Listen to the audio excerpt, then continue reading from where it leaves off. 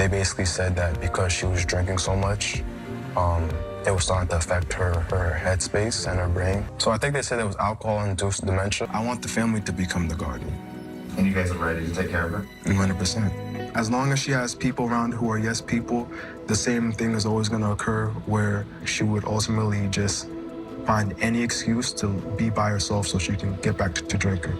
Y'all, it looks like Wendy Williams' health struggles just took an irreparable turn for the worse, because now her son, Kevin Jr., is out here crying about losing all of the resources now that his mom is permanently incapacitated. According to latest reports, Wendy can't walk, talk, or even think clearly now that she's battling dementia. They say that she is all but a shell of what she once was. And the reason that they are spilling all these details right now is all because of that nasty Lifetime documentary that aired in early 2024 called Where is Wendy Williams? Ever since her show got canceled, people have sort of been sniffing around for details about what's going on with her. But let me tell y'all something. Many of y'all believe that that documentary should have never seen the light of day.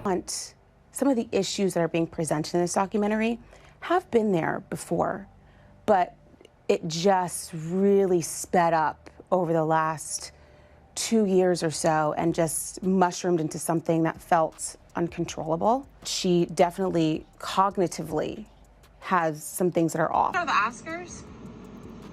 Oscars? Yeah. This weekend? What's Oscars? Well, the award show. Would you want to go to an award show and walk the red carpet? Yeah.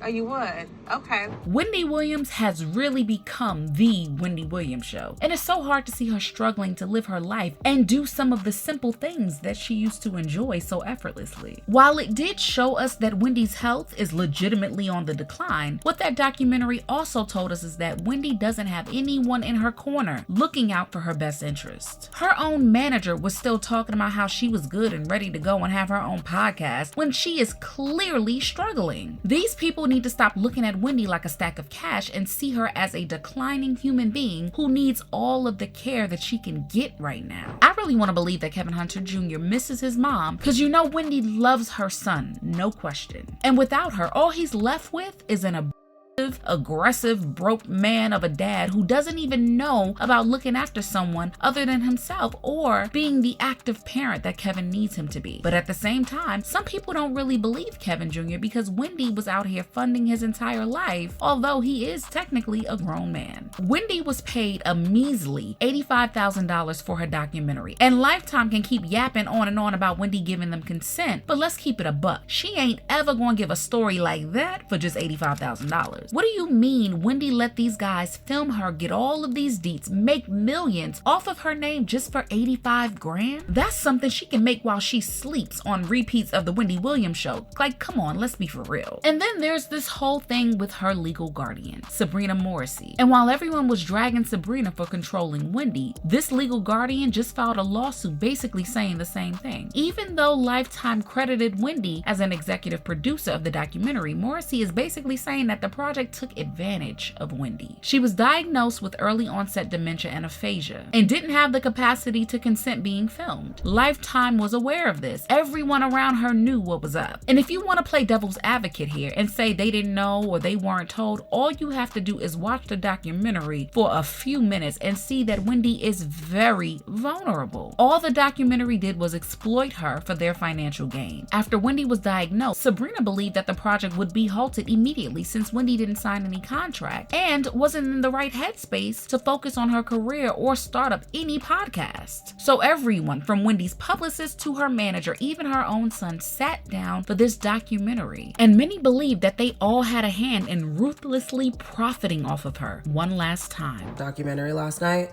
I just feel like some things are better left unsaid or unshown, and I don't know if it's to expose what's happening around her, the people around her and what they're doing to her.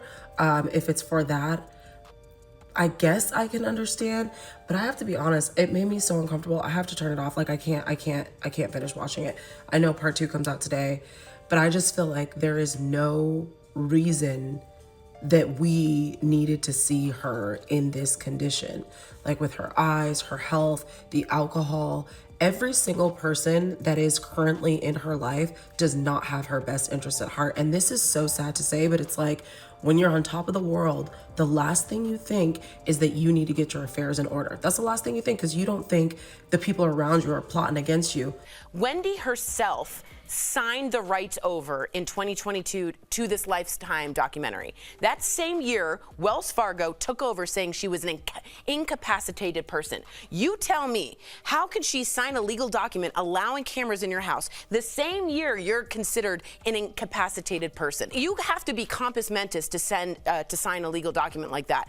Guardians are already suing. This is horrendous and should be taken off the air. When this whole legal guardian thing began, folks thought that it was going to turn out like the toxic conservatorship that they had Britney Spears under. We don't know a lot about the legal guardianship, so we ain't gonna jump the gun and sing praises to her, but from the outside, based on reports, she seems to be doing a decent job of trying to protect Wendy's interests with this lawsuit. But again, we don't really know what a person's real motives are, so only time will tell. Wendy's family ain't convinced though, and they believe that she should be in their care. But there's still a risk of her family blowing off everything that she has left. Her son lived a lavish lifestyle on his mama's dime, and while Wendy loves her son and wants him to have the best in life, he doesn't seem to be the type of guy to know anything about managing assets or maintaining the legacy that his mom has built. Now, Kevin Jr. has been defending himself from all of the claims that he's been blowing through his mom's wealth, and he said that everything that he has spent was with his mom's consent, and she has never been a cheap person. I've never taken it without her consent. I've always